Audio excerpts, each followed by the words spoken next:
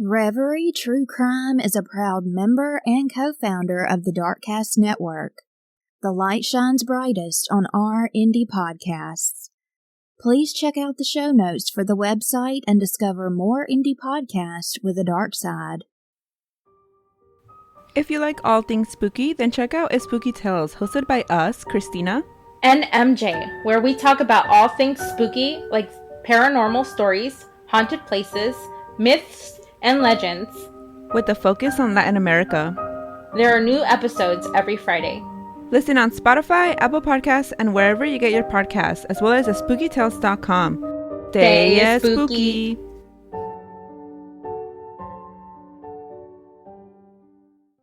Hello and welcome to the 100th episode of Reverie True Crime. I'm your host, Paige.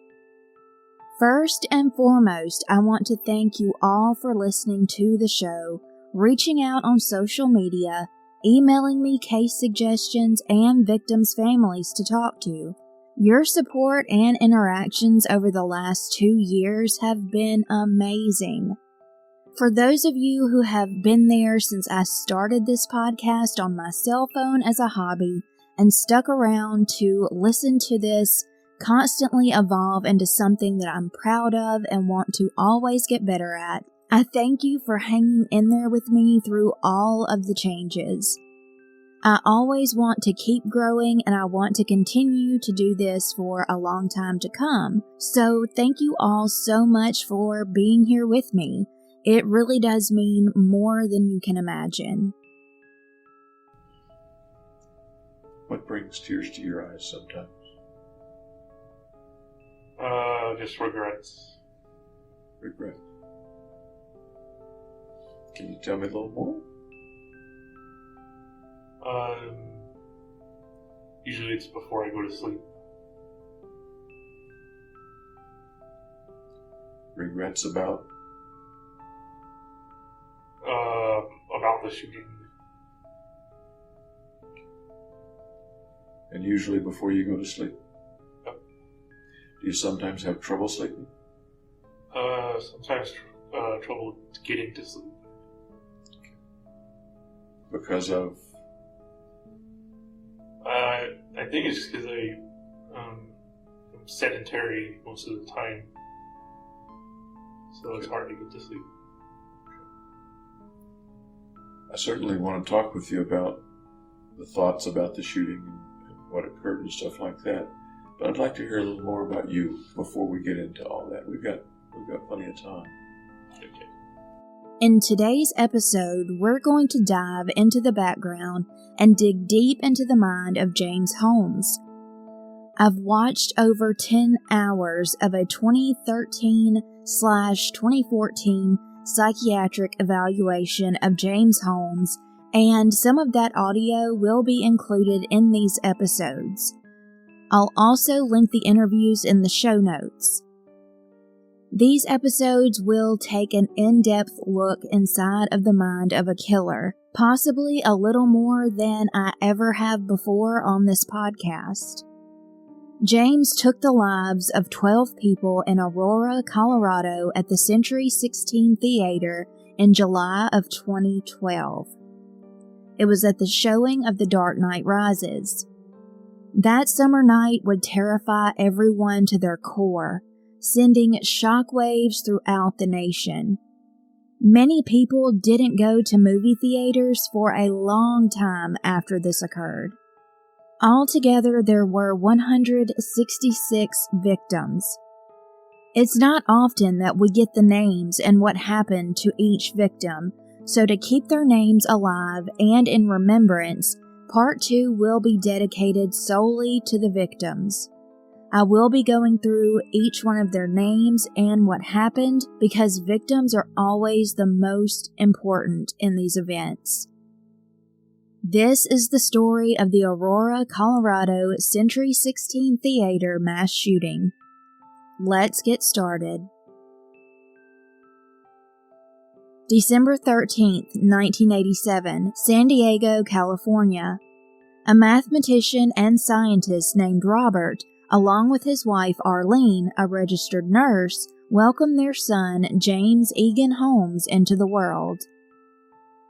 James's dad was his soccer coach. He ran cross country in high school and went to a Lutheran church with his family. He also had a sister named Chris, who was a few years younger than him, who was born on December 26, 1992.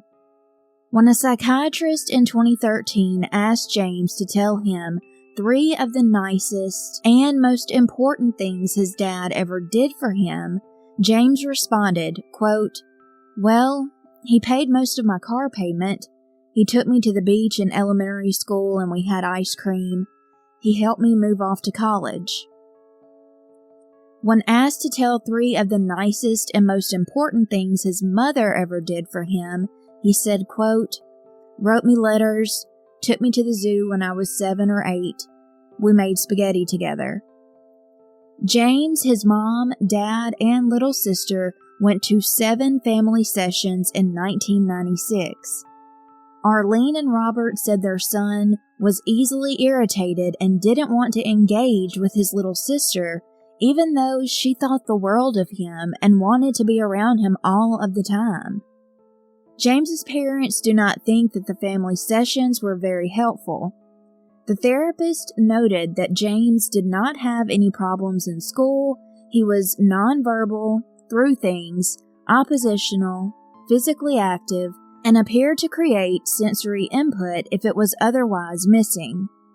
The overall diagnosis for 8-year-old James was oppositional defiant disorder.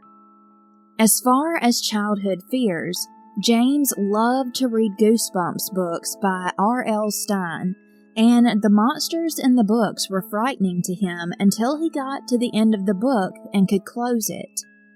James used to believe there were ghosts called nail ghosts. Here's the conversation about the nail ghosts with the psychiatrist. Nail ghosts. Nail ghosts. So I had my bed up against the wall, and ghosts would hammer nails through the wall and kind of poke you. Wow. Yeah. Okay. Where do you suppose the nail ghosts came from? My imagination. Was they in a book or anything? Or No, I your never imagination? heard of them anywhere else. Well, then you got to tell me all about them because, psychiatrists really want to hear about those childhood monsters. So tell me about nail ghosts and what they looked like, what they did. They just make it so you can't sleep with your against the wall. You have to kind of be sleeping towards the other side of your bed. Otherwise, the nails will come through the wall and get you.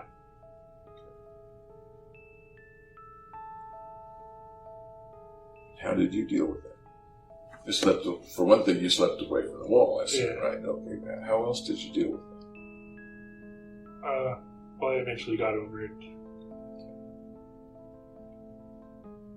Did you ever decide, hey, I can't sleep here and go try to sleep with mom or dad or sleep on the couch? Or... Maybe it was like a nightmare or something. Okay. Did you tell mom or dad about the nail ghosts? I don't know. I don't remember. And one of the things I was wondering was, what was their reaction to your fear of the nail ghosts? Do you remember? No, I don't remember. I don't know if I told them. Did mom or dad know that you were afraid of anything? Heights or jumping off the high diving board or nail ghosts or anything else? Yeah. I was afraid of the dark. So they got me one of those little lantern light things. Okay. And how did they treat, speaking of each one actually, how did mom treat you? How did dad treat you about knowing that their son was afraid of the dark?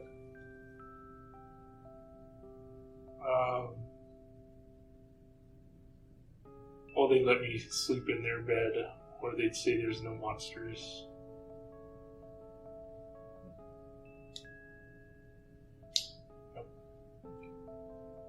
Did that help? Yeah. Sure. Okay. Does the frozen feeling that you've described very articulately, does that frozen feeling bear any resemblance to the feeling of being afraid in the dark or the nail monster? No, I don't think so. The visceral feeling is not similar as far as you can recall? No, I just go further under the covers and freeze or anything. James seems to have fond memories of his family and said they have always been loving and caring. His dad got a job in Salinas, California, and the family moved there for a little while. James remembered it as peaceful, rural, and active. He played capture the flag in a canyon behind his home with his friends, played flag football, and he said that he was a playful, happy kid. According to his parents, before they moved from San Diego when he was a baby to Salinas, he had issues with temper tantrums, but by kindergarten he was doing a lot better. However, he began a downward spiral when a life change happened in the family. They were moving away from everything and everyone James cared about. He was very upset that they were moving from Salinas back to San Diego when he was in middle school. His mother, Arlene, wanted to live closer to her family, and she wasn't too impressed by the quality of the school system in Salinas. James said that he sat in the back of their vehicle on the way to San Diego with a piece of cardboard from a moving box, attempting to cut his wrists. He expressed his pain about leaving behind the friends that he had gotten so close to. About life in San Diego, James said that his family lived in a 2-story Spanish villa. It was a cookie-cutter house in suburbia with a pool in the backyard. Despite having a hard time adjusting to life in San Diego, he said he had a well-rounded, warm, loving, and caring upbringing. James finally did make friends and did not want to be alone at that time in his life. His parents remember him being very antisocial, isolating himself for a while, but recalled that he did make a few friends with time. When James was in 6th grade, his parents were noticing how introverted he was becoming. James never denied that, and he agreed. That is when he started to develop issues attempting to talk to others. He has always found communicating extremely difficult. Arlene said her son would stay on the computer, play video games, and not go out with friends very often. He started to play video games more frequently, and as time progressed, it was to the point that he was getting no social interaction at all. James said this was his escape from reality, that he could control the hero and live out the hero's life. He would talk to other players online through the chat feature, and he found that easier than verbalizing with people face to face. As for his high school experience, James found enjoyment in the schoolwork and hanging out with friends, the same friends he made while in middle school. They would get together to play video games and sports. Arlene and Robert said their son seemed happier and calmer compared to middle school, and he did have 4 or 5 friends. James never had a girlfriend in high school, but said that he was asked out by a few. However, he was very shy and introverted most of the time and turned them down. James's favorite subjects in high school were history, math, and biology. He was a very gifted young man. That is undeniable. He took many AP classes and he graduated high school with a 4.0. James could have gone on to do something so positive with his life. He could have made a positive impact on others and in society. While James was in between high school and college in 2006, he was a paid intern for 3 months at the Stock Institute for Biological Studies. He wrote computer codes for an experiment. His former supervisor recalled that he was socially unskilled, rarely communicated, and didn't listen very well. James went on to show his project to other interns at the time the internship was coming to an end, even though he never finished the project. Of his experience there, James wrote on a college application form, quote, "I had little experience in computer programming, and the work was challenging to say the least. Nonetheless, I taught myself how to program in Flash and then construct a cross-temporal collaboration model. Completing the project and presenting my model at the end of the internship was exhilarating." James had been incredibly fascinated with neuroscience since high school, which was centered around his own perception since middle school that he was not the same as other people. He felt different when it came to being social, such as starting up conversations and having continuous thoughts of homicide. James hoped that gaining more knowledge about neuroscience would help him improve himself. He wanted to communicate better with others and learn more in general. After he earned his high school diploma, walking across the stage at Westview High School in 2006, he went on to attend the University of California, Riverside on a full scholarship. By 2010, he had an undergraduate degree in neuroscience with the highest honors. James had such a bright future ahead of him. He even graduated in the top 1% of his class with a 3.949 GPA. James was called a very effective group leader, a person who, quote, "takes an active role in his education and brings a great amount of intellectual and emotional maturity into the classroom." While in prison, James told the psychiatrist that he went out with friends to dinners, parties, and studied more than anything. Even though he was an introvert, he was able to be a little more open around people he knew well. James wanted to work on getting a PhD in neurosciences, but when he was interviewed at UC Irvine, it did not go well since he had trouble connecting with the staff. 2 years later, James had a huge responsibility when he was employed as a summer camp counselor in Glendale, California. The 10 children he counseled ranged from ages 7 to 14. During his time there, he had eyes for a fellow camp counselor, and he took her out on a date to the movies. After their little rendezvous, they went back to the rec room at the camp around 3 a.m. Nothing happened after that, and their relationship never blossomed since she wasn't romantically interested. James enrolled as a PhD student in neuroscience at the University of Colorado Anschutz Medical Campus in Aurora in June of 2011. He picked that specific school because of the fascinating scenery, and he found the professor's research to be interesting. He started applying for apartments, and in an application sent to one of the apartments, he said he was easygoing and quiet. James began living in a small one-bedroom apartment on Parrish Street in a building with other students who were all studying health. James also went to orphanages 2 or 3 hours away in Tijuana to help in any way that he could.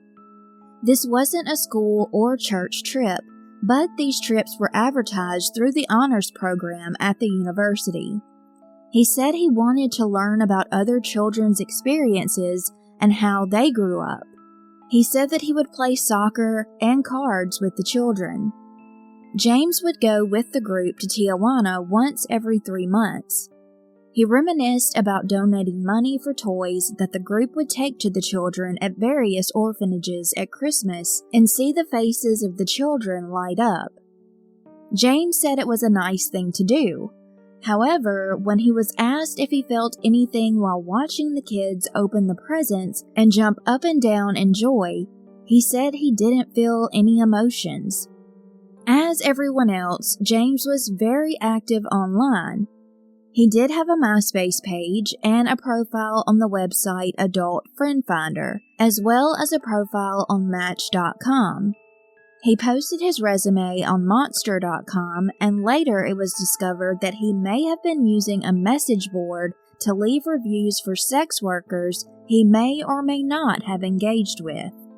Sometime after April 16, 2011, is when James paid for his Match.com membership and Adult Friend Finder. He said he joined to find a new relationship. His dating headline read, quote, "Will you visit me in prison?" James said he logged into both websites more than 10 times. He never sent any invites to any of the women that popped up as potential matches, and he didn't receive any invites from anyone on the Match.com dating website. When it came to the website Adult Friend Finder, he did get many responses, but he never replied because he was too nervous.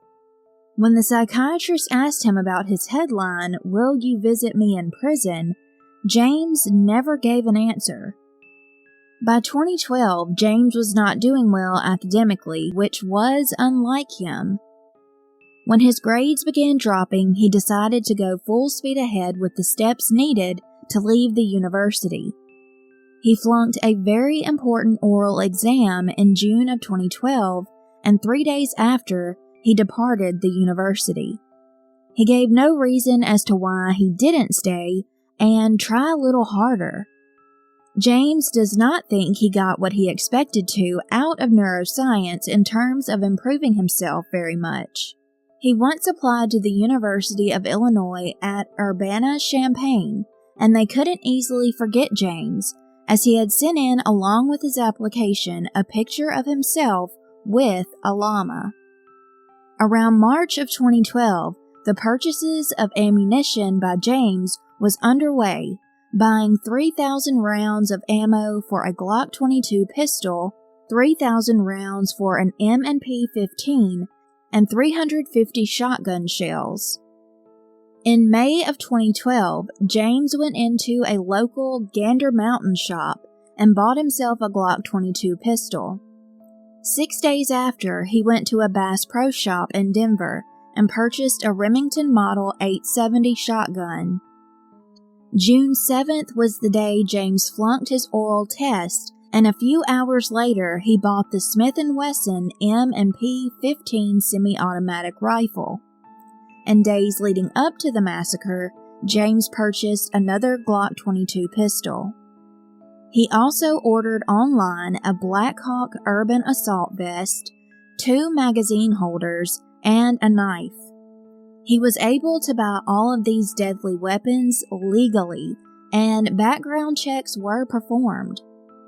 James said he bought the ammunition, firearms, accessories, and explosives over time in hopes he wouldn't seem suspicious as he would have if he had bought everything at once. Before James bought all of these items, he never had any experiences with firearms. He researched online for about a month before he made his purchases. In late June or early July, James began making the 2.5-hour drive to Byers Canyon Range for practice shooting, and he recalled going there at least 5 times. Of the ammunition he had ordered, he used at least half of that at the shooting range. Later, he admitted he wasn't doing well when it came to his aim during practices, but he said that was okay because to him, that didn't matter, since the theater he planned to go to was small. James was confident that he would be able to shoot a lot of people, whether he was a good aim or not.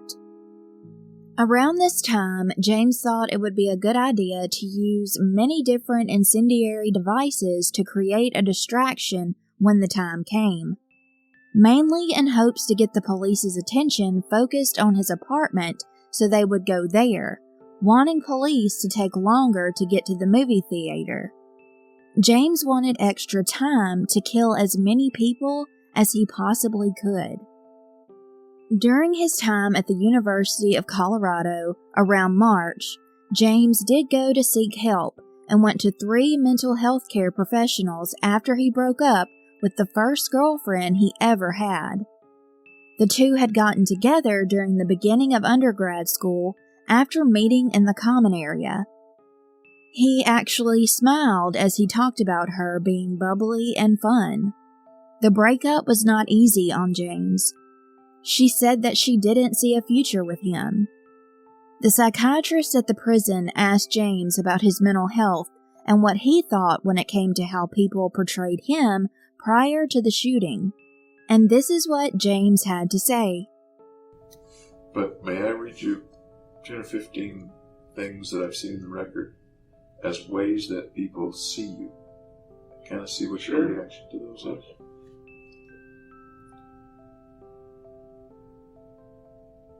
One of the phrases is that, and this is I think both prior to the shootings and since the shootings, trying to keep it together. What does that bring to mind? Trying to keep it together. Is that accurate? Not accurate? I don't know what it is.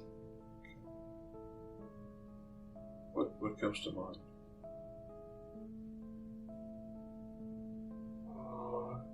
Just trying to keep my life in order, I guess. Okay.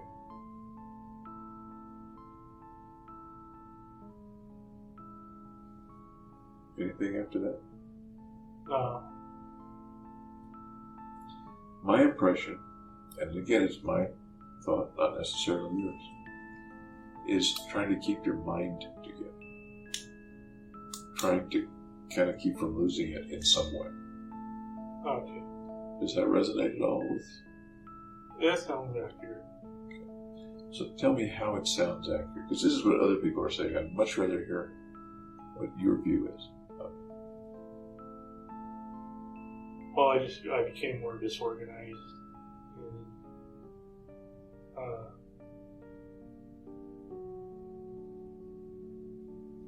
guess my mind was kind of falling apart. Tell me more. I don't know what else there is to say. Sounds like there's a lot more to say. You're becoming more disorganized, and you felt like your mind was falling apart. Those were your words just now. Right. Can you tell me about when that was? It may have been lots of different times, but about when?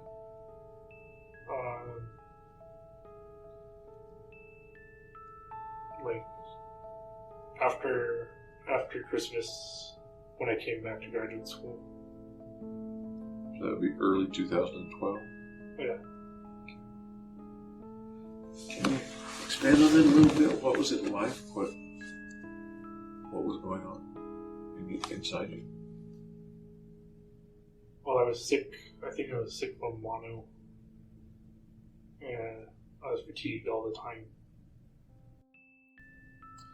So, that was one of the characteristics. 14 more to go. Another one that was that you're a very interesting person. Well, I don't know about that one. Sounds like flattering. You find that flattering? Yeah. Okay. How might you be an interesting person?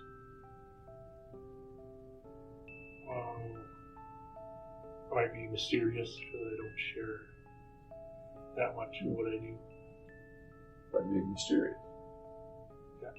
The mysterious, interesting guy. Okay. Any other reasons that people might find you interesting?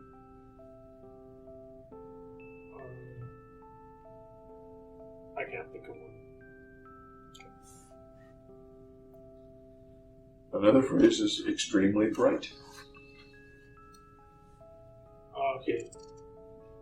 I don't know if I would say extremely, but Somebody did. Somewhat bright at least. Somebody said extremely, and maybe more than one person. I don't have the number of people here.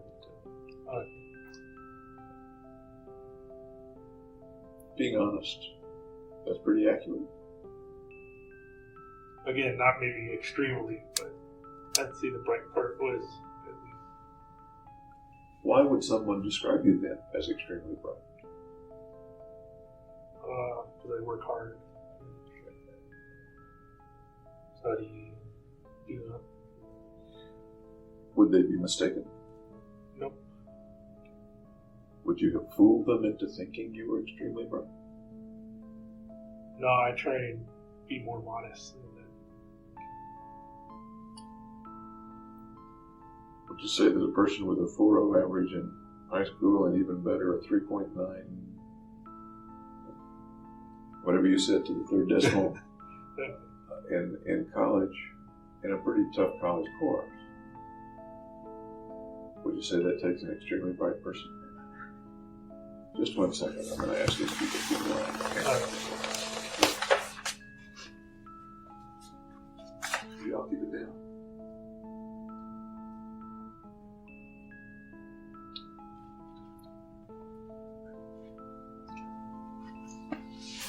How they get me away from the bin? I'm confident they can't hear our conversation with their cackling. It's something else.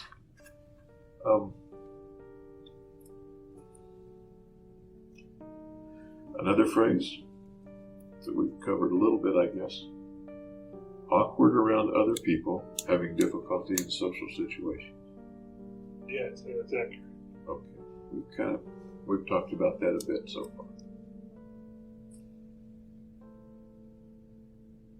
And I remember this one.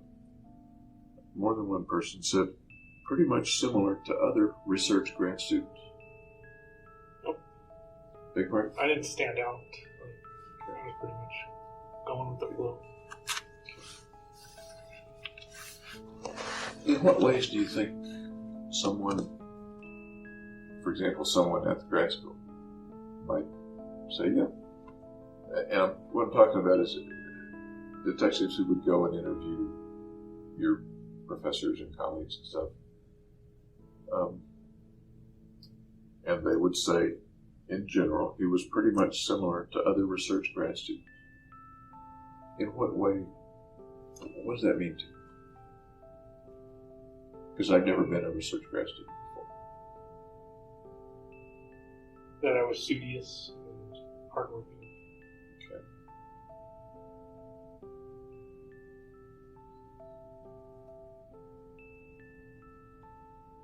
Very angry. No, I'd say that's inaccurate. You'd say that's inaccurate. Yeah. Why might they make that mistake? What might give them that impression?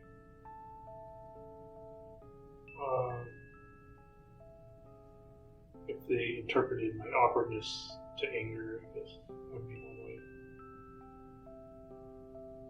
That seems a little odd to me. How would they interpret awkwardness as anger? What would lead to that?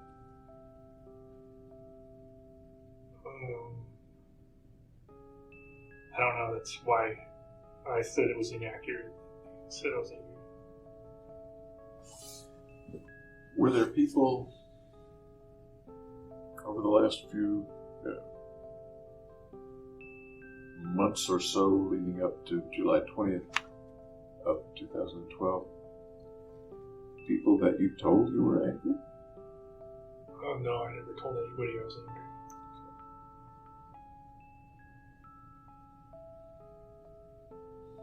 I'm thinking of folks that you told, or who at least got the impression that in some ways you had a hatred of mankind, or were angry at mankind. I wrote hatred of mankind in the notebook. Okay.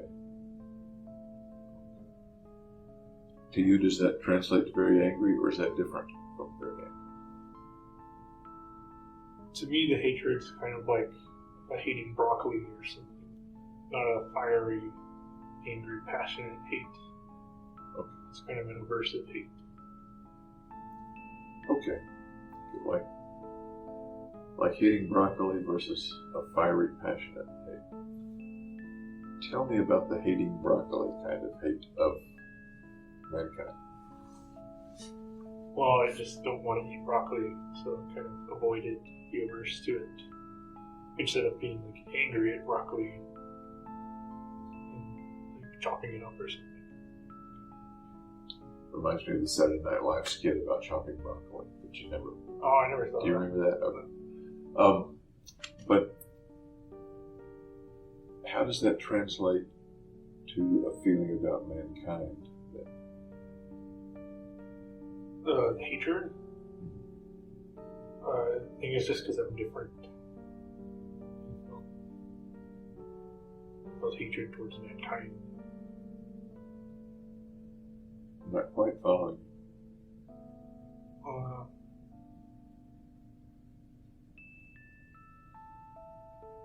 I guess I figured I was kind of separate from mankind. So it felt different. Next phrase, very self-centered. I'd say that's accurate. Tell me more about that. What do you think of that? I kind of view the world through my own eyes as opposed to other people's.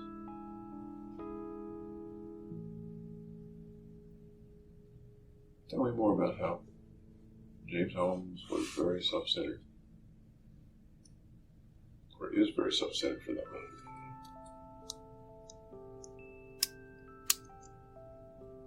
All that work I put into studying and learning, that was all self-centered.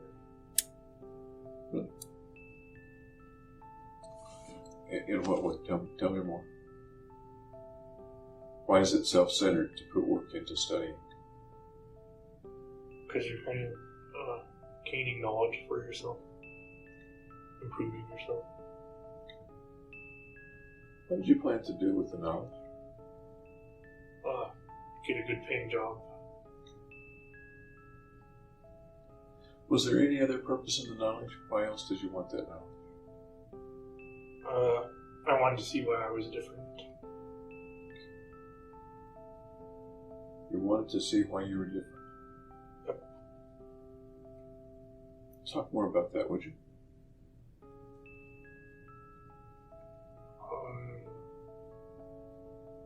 Well, I was interested in the differences between like normal people and people who are different. You had a little pause before you said people are different. I wanted to see differences between normal people and people who are outside the norm, I guess.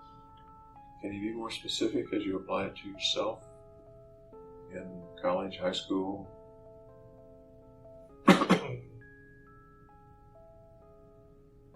People who are, I guess, mentally ill.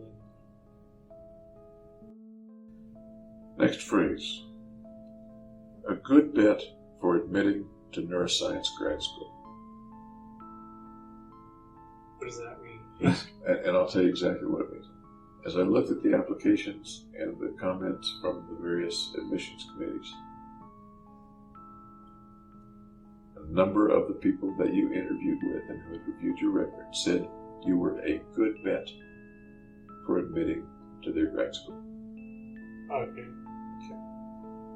Agree? Disagree? Comment? No comment. No, you gotta give me something. You offered the comment, but no. We're talking about... Is that before or after they interviewed me, though? This is after the ones I'm thinking of are after interviews. I don't know whether they're among the schools that you applied to when you were at Riverside or the schools that you applied to in the following year. I don't know the answer to that. Just because they're probably in the following year. Okay. So, a number of the people that you interviewed with and who reviewed your record said, he's a good bet for us. What made you a good bet for them? Just my academic record, my GRE scores.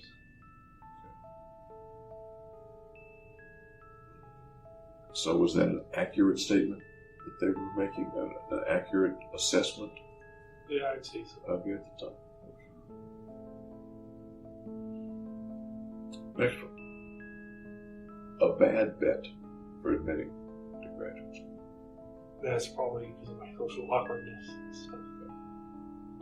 What makes you say that? What goes into that statement?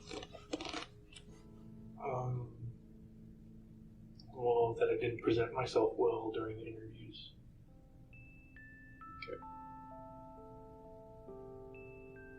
So, you're implying it didn't have to do with your academic record?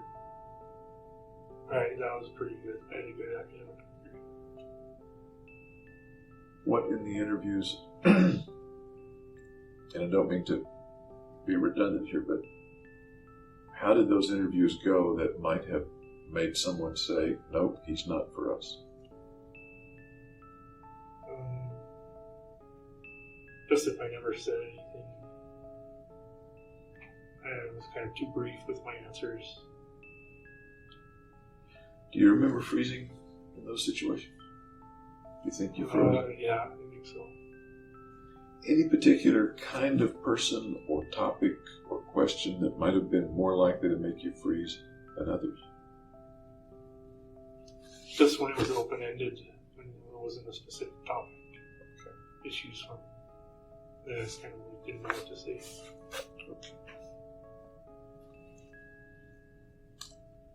Next one. Disdainful of others.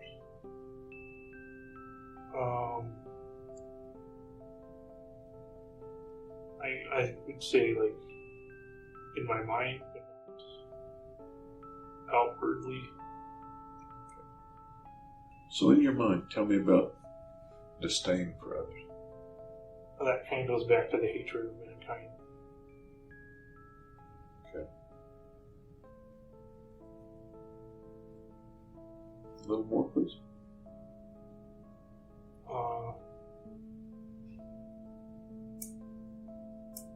I just didn't see a purpose for people living, I guess. I'm sorry. I didn't see a purpose for people living. Okay. Can you expand on that a bit? Not really. How about for you living? My purpose was to fix myself, I guess.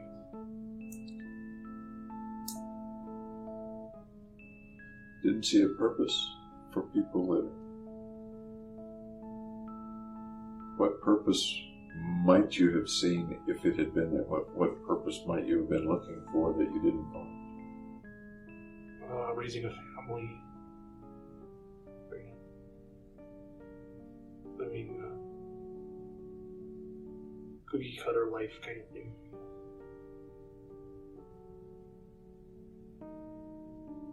Those were things of disdain or not things of disdain? Those were purposes of other people's lives. That would make them worth living or not worth living? I'm not sure what that you're would saying. make them have a worth of living. Okay. Having a family, raising a family. Okay.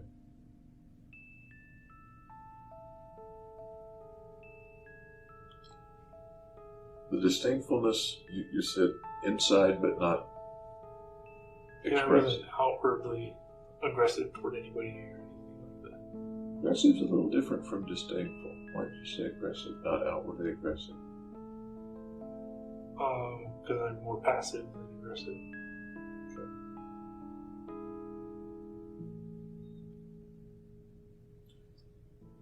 A few folks describe you as flat or without affect. Yeah, I can see that too. Those are kind of psychiatric, psychological words. What do they mean to you? Flat, without affect. Just not showing too much emotion or too responsive to stimuli. As you and I are talking together, I see you smile from time to time. I see you chuckle from time to time. Yeah, I'm not a robot, so.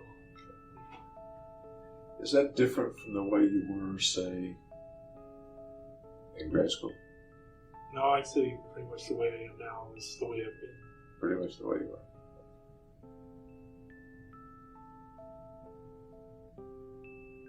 are. Avoiding tough personal questions or personal answers. I don't know what that means. By personal. Okay. I'm asking you a lot of personal questions, some very personal questions. Do you see yourself kind of avoiding those? Or avoiding the answers to them? No, I try and respond to them. Figure them out. Why'd you say believe it or not? What? Did you say believe it or No, not? Or did I misunderstand you? I might have misunderstood you.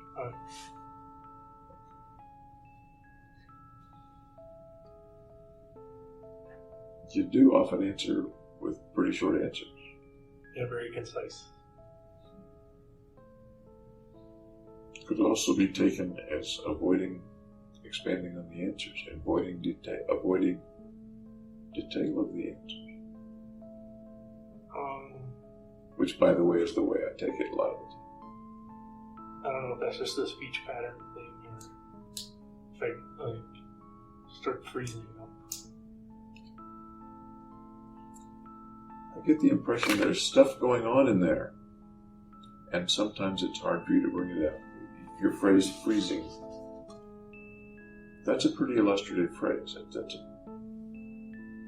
That seems a pretty descriptive phrase. Is there more going on in there than is able to come out sometimes? Sometimes. As you and I are talking, does that get in the way a lot? I would say so. That's why I'm brief. Maybe we can make that better as we get to know each other a little better over the next few days. Okay. Last one. Paranoid.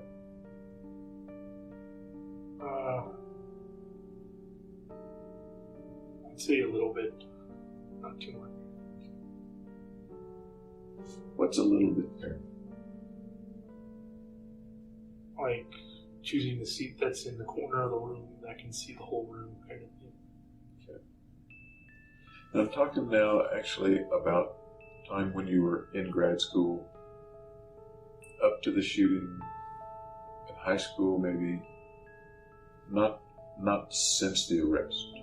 Oh, okay. I haven't been that paranoid before.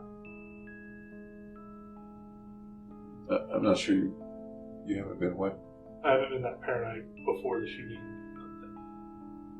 Okay. So the paranoid that you're talking about just now applies to since your arrest? Yeah. Okay. Does it apply to the shooting itself? Being paranoid? Well, maybe a little. How about before the shooting? Does it apply at all? Not like severe paranoia. I'm sorry? Not severe. And there may be a degree that we might disagree on. I guess the interesting thing about paranoia and things like that is the person who may have it may not realize that he or she has it, or is it everything. The first professional he saw at the university was Margaret Roth. She sent an email to another doctor, Lynn Fenton, telling her that James was the most anxious guy she'd ever seen, and he had symptoms of OCD. What was most concerning to her was that James had disturbing thoughts, particularly about killing people. Margaret went on to state in her email that he was not easy to talk to because he always stared off into space and took a long time to respond. However, she didn't see him as a threat to anyone. James told Margaret he had never hurt anyone before and never would. However, she said that James did not want to tell her everything he was experiencing due to her likely having to report it. Margaret told Lynn that she wanted James to start seeing her. This was also to keep James in the system. Margaret told Lynn that James would probably email her due to his anxiety and issues with talking on the phone. He said it was difficult to come into the office and he had problems concentrating, along with his anxiety around people and public speaking. In April, some of his medications were adjusted because he said he was not benefiting from any of them, and he felt paranoid about the side effects. During this time, he finally cut the friendship completely off with his former girlfriend, and his thoughts were skyrocketing into obsession when it came to women, but he would not go any further into detail about that obsession. Dr. Lynn Fenton noted, quote, "Angry that I won't tell him my philosophical ideas of purpose of life." James told her, quote, "I've told you all of mine. Are you just a pill pusher?" She told him she couldn't give any advice for treatment other than to, quote, "learn a new philosophy of life." She assessed that he had a psychotic level of thinking, he was guarded, paranoid, had hostile thoughts that he would not elaborate on, that they had a very tentative therapeutic relationship, and that he was taking meds but reluctantly. She also said that he was coming in for his appointments. Her interpretations of his diagnosis goes as follows. Schizotypal personality disorder with frank psychotic disorder. She ruled out OCD, saying that he did have obsessive thoughts, but the issue didn't seem to be ego-dystonic. No apparent rituals.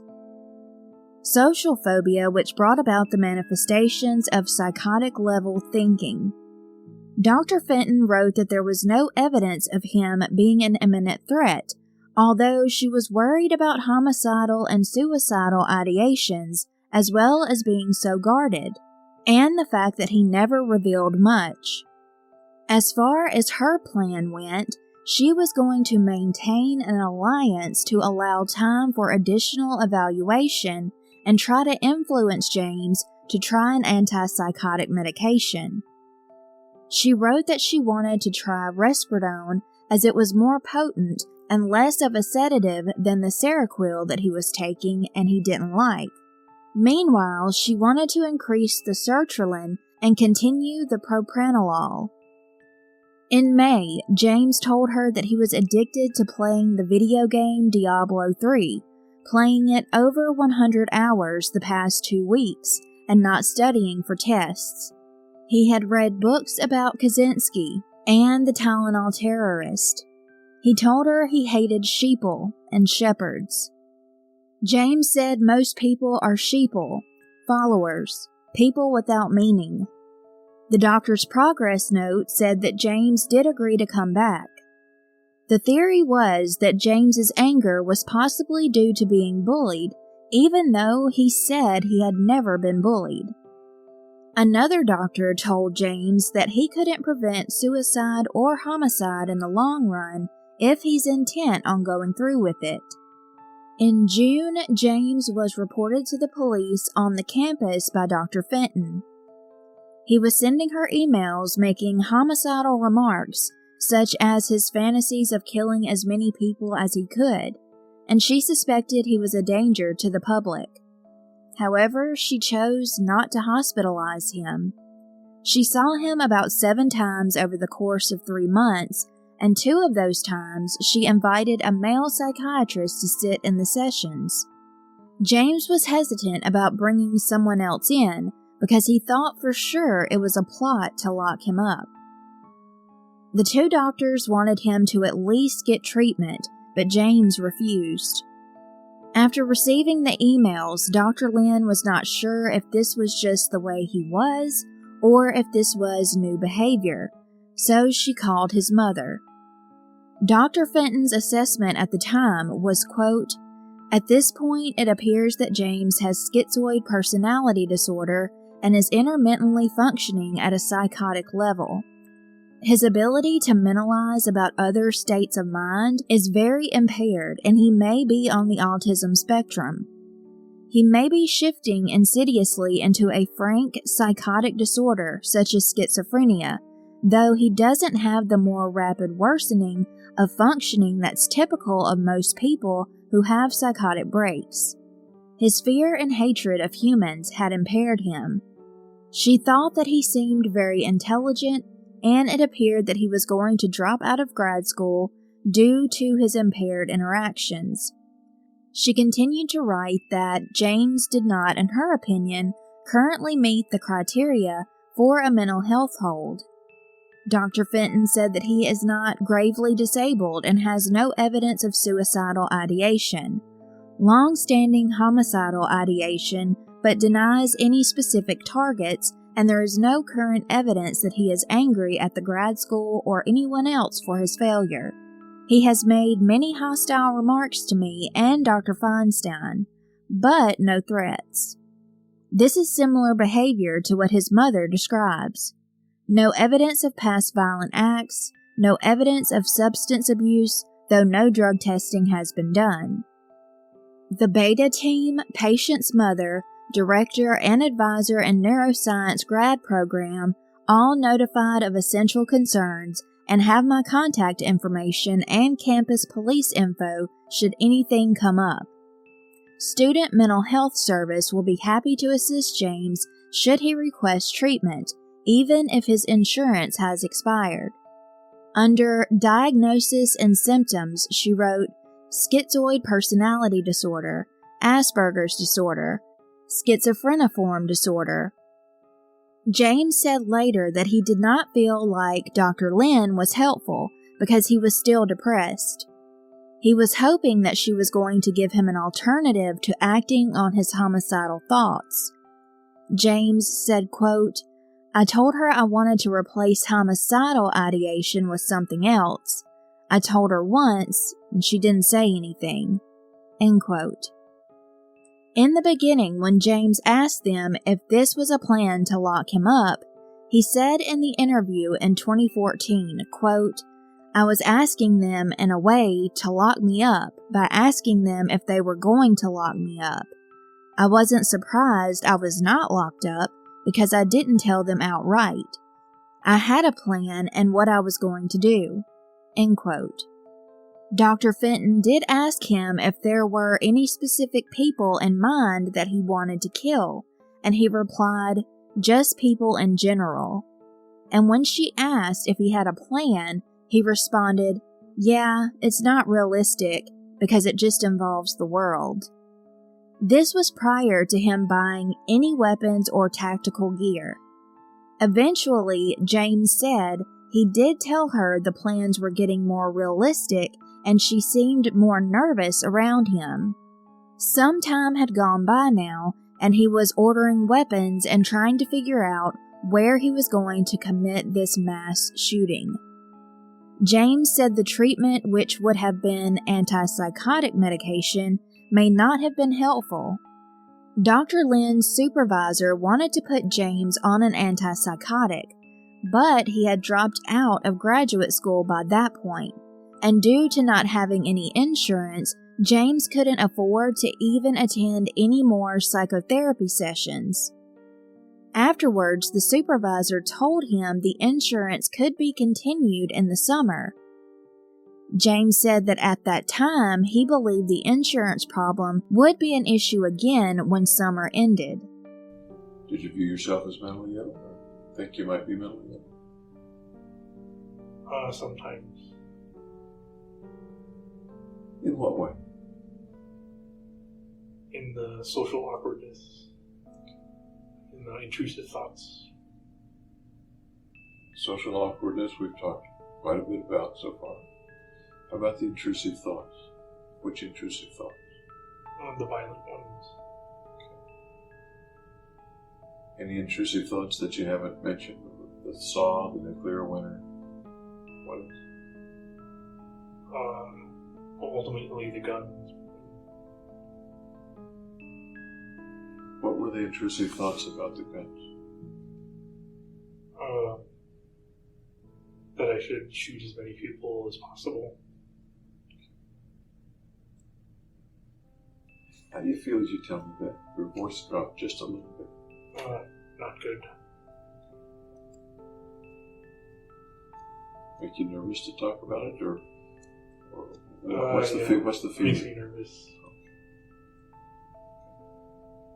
I appreciate you talking about it. Okay. And I know it's inside. I know the thoughts have been there. So they're not a secret between you and I, but I'd like very much to understand them more. And you're the key to helping understand them more. Okay. Appreciate that.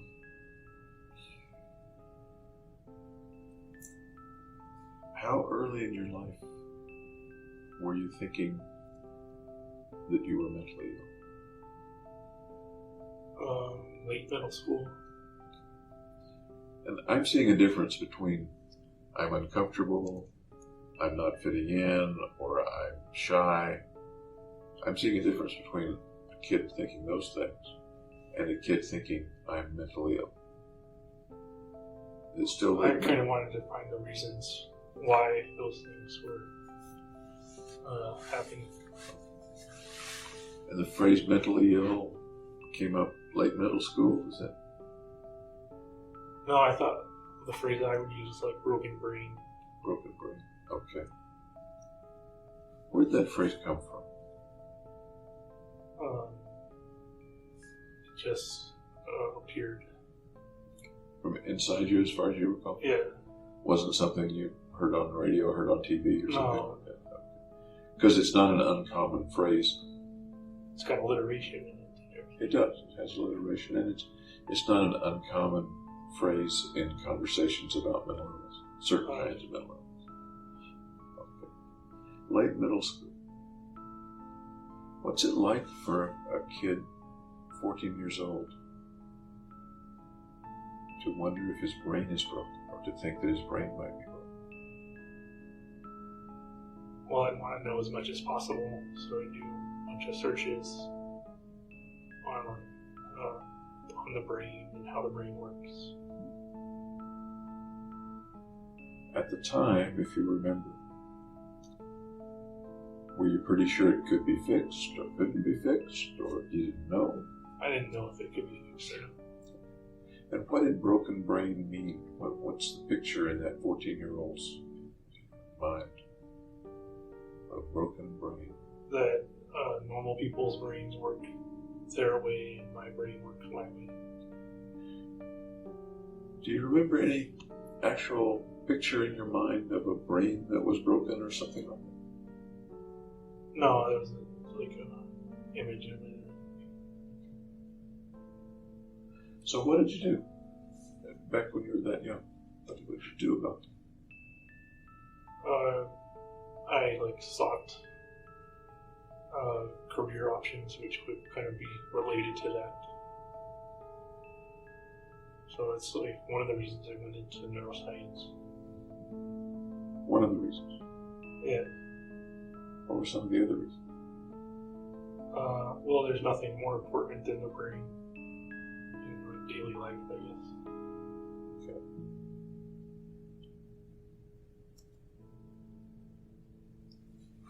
That brings up in my mind a very long-term fix.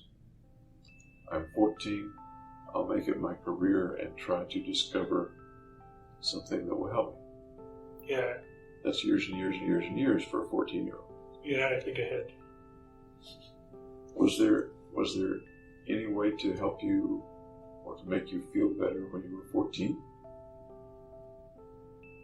No, I would do escapist stuff like video games. That helped? Yeah. How much did it help? Did it make it all go away? Or, It made it go away for the time being. okay.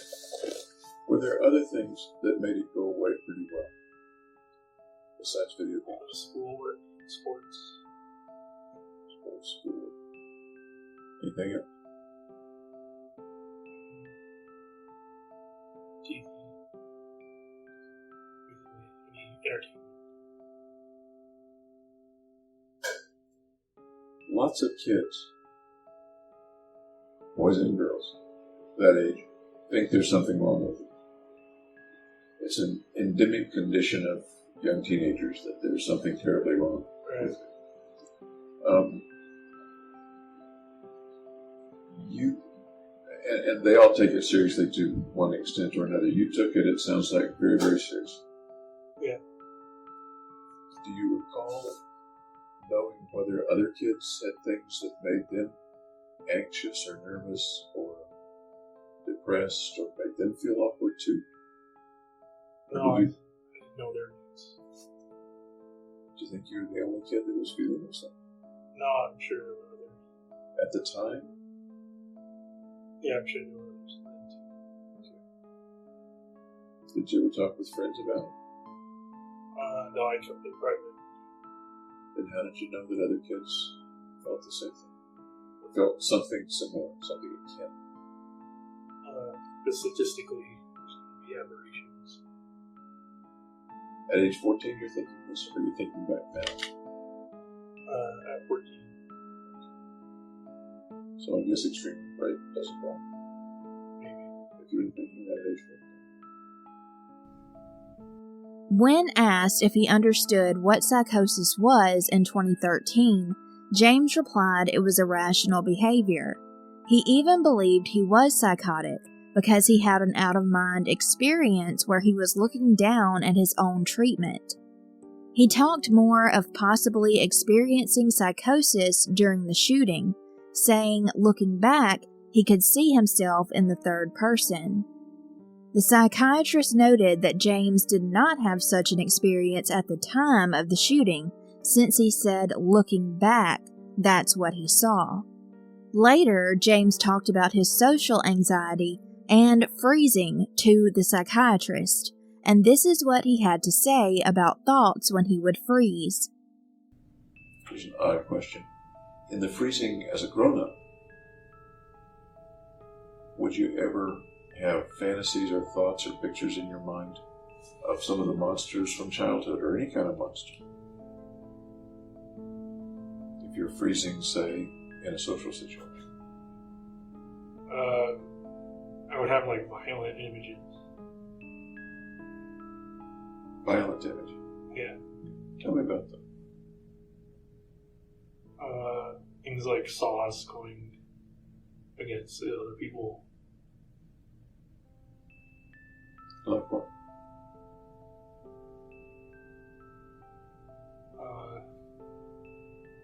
What do you mean? You said violent images and thoughts going against the other people.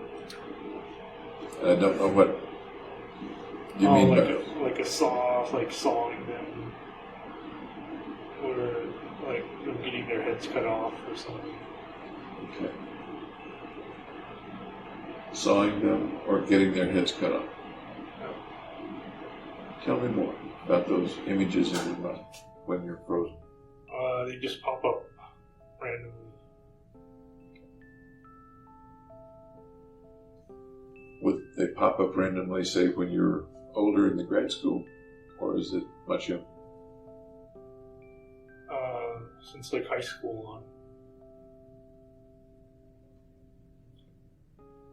Let's take that fantasy to some end, some maybe ridiculous end. A saw pops up. What happens then? In the fantasy. It just like chops off a limb. What kind of saw? Who's holding the saw? What happens next? It's just kind of like a floating saw. And then once it happens, then it's like, then there's no more, it's done. It's done. Is the saw dangerous to you or dangerous to the other person? The other person. So the saw's your friend, your ally. Does that make sense? I wouldn't put it like that, no. You wouldn't put it like that. Okay, thank you for correcting that. Because my thoughts don't have to be your thoughts. Okay. The saw just kind of appears and something happens to the other person. Yeah. And then it ends. And what happens next? Then I'm either still frozen or have come up with a response or something.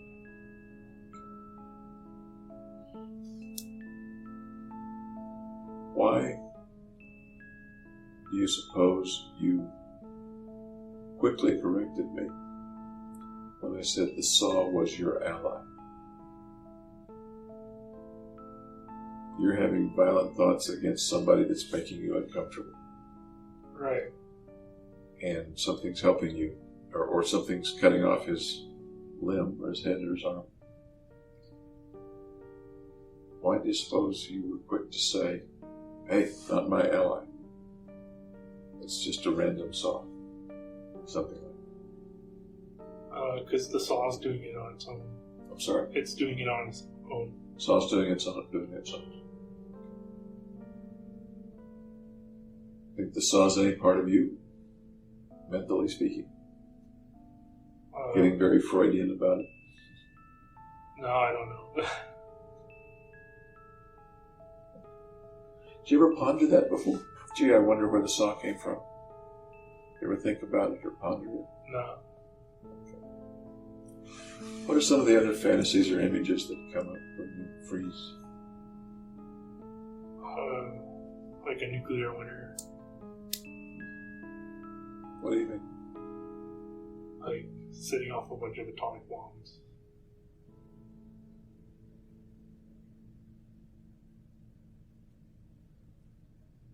This seems to come up in a matter of seconds when you're kind of at an impasse on the spot, neither fleeing nor wanting to fight. Does that make sense? Right. What do you make of that? What do you make of that nuclear winter picture coming into your mind? It's unrealistic. It's going to happen already. What do you make of it coming into your mind? I don't know why it's popping up. Can you speculate on it? It could be arising because I'm frustrated, I guess. People that did not even know James that well thought that he had potential to be a violent person. 2 weeks before he would wreak havoc in the movie theater, James texted a graduate student something alarming. He asked the student if they had ever heard of dysphoric mania. Afterwards, James told the person to stay away from him because he was bad news. James also mentioned when evaluated in prison that when he would have suicidal thoughts, he would transfer them to homicidal ones. He also claimed since he was 10 years old, he had these grandiose thoughts, saying, quote, "I thought I could do something that would kill everybody in the world. Didn't know why I was having these thoughts." He said these thoughts were generally happening monthly, but would get more intense when he was stressed. At the deepest of the depressions, did you think about hurting yourself or killing yourself? No. Any other time in the depressions did you think about hurting yourself or killing yourself? No. How about hurting or killing other people? Yeah, I kind of transferred it to kind of homicidal. Why do you say transfer? Because like depression is normally suicidal, so I kind of transferred my suicidal thoughts into homicidal. Is that word transferred, is that something that came out of you or out of some reading or from somebody else? It's just my own view. Your own view. Okay. Tell me about what you were thinking about hurting other people or killing other people. Oh, it's the same things as when I would freeze. Kind of homicidal thoughts. Okay. Correct me if I'm wrong, but when you would freeze, there were particular people around who were the object of the saw or the Right. thoughts. Is that right? When It you was just more abstract than the other. okay. A few things to note would be that mental health issues do run in the Holmes family. His dad, Robert's fraternal sister, had schizophrenia that became apparent in her 20s. James's mother, Arlene's paternal grandfather, was hospitalized many times between 1984 and 1990 due to disabling obsessive-compulsive disorder. Also, Arlene's father was hospitalized twice for psychiatric reasons related to the presence of a mental disorder associated with psychotic features. His symptoms included delusions and grandiose thinking. June 25, 2012, James sent an email to a gun club and buyers applying to join. When the owner, Glenn, received the application, he tried to get in touch with James for days, but he was constantly being sent to voicemail. Glenn was trying to invite James to orientation. However, he became turned off by James's voice when he reached the voicemail, saying that it was, quote, bizarre, freaky, guttural, spoken with a deep voice, incoherent and rambling. Glenn told everyone that worked at the gun club to let him know if a James Holmes happened to show up. but he never did. James never returned any of Glenn's phone calls either. Recalling that time, Glenn said, quote, "In hindsight, looking back, and if I'd seen the movies, maybe I'd say it was like the Joker. I would have gotten the Joker out of it. It was like somebody was trying to be as weird as possible." End quote. On the side, James was researching other mass shootings. Before he carried out his plan, he wanted to get an idea of how long it may take police to respond, plus how much ammunition he may need to bring with him. The main mass shooting he could remember looking into was the Columbine High School shooting. During June and July, James had been casing the movie theater he had his sights on. He would sit and watch movies in 9 different theaters in the Century 16 Theater over a 2-month period. He chose the Century 16 Theater because it was isolated and because of the size of it. His plan was to begin terrorizing Theater 10 or 9, but later settled on Theater 9 after realizing 10 was only used for the last few people who couldn't get into Theater 9 after it was filled to capacity, and likely wouldn't have as many people in it. These 2 theaters in the Century 16 were his options since he didn't want people escaping, and these 2 theater rooms did not have many exits. July 19th, the massacre would happen just hours after James sent one of his notebooks to his psychiatrist in the mail. He had written down all of his thoughts and plans over the last few weeks. This notebook was discovered at the campus mailroom undelivered. In a future episode, we are going to be diving more into this notebook. Also on the 19th, James took a few selfies on his phone, and he claims the only reason for the pictures was because he had just gotten a pair of black contacts for his eyes in the mail, and he thought that they looked cool. He ordered them sometime in June and chose these types of contacts called possession lenses as, quote, "a way to differentiate myself from my normal self," and said he felt, quote, "possessed when wearing them," saying he, quote, "just felt right. Possessed in some manner, like I had to go through with it." Other pictures included one of him sticking his tongue out, holding a gun, and wearing body armor. He said they would, quote, "look good to whoever saw them." James basically left that for open interpretation. Personally, I took it as when he was arrested or possibly killed by a police officer, these pictures would be what people saw and thought of him. Sometime after June the 11th, James dyed his hair bright red. He said it did not have anything to do with the Joker character. I do question this a little, just as I question him saying he didn't pick The Dark Knight Rises for any other reason except that it would be a full house. I'll explain more about that when we get to the notebook. James did say the red hair was to differentiate himself from who he normally was because he was not his normal self. The psychiatrist questioned James about his efforts to physically and mentally distinguish himself from his normal self. His response was, quote, "because the physical attributes are tied to the mental." James described this as a way of guarding his normal self because the, quote, "other me did everything." He also thinks guarding himself worked, saying, quote, "I can blame it on the possessed James."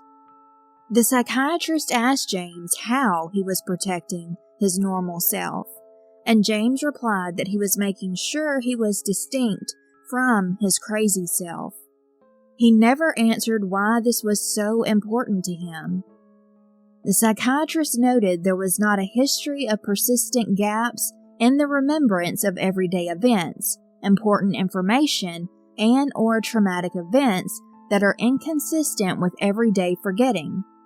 However, Symptoms of depersonalization, like experiences of detachment, distorted sense of self, emotional and/or physical numbing, did appear to be happening during the time that surrounded the crime.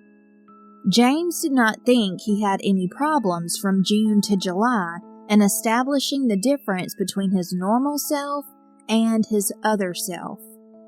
James called a mental health crisis hotline merely hours before the tragic shooting.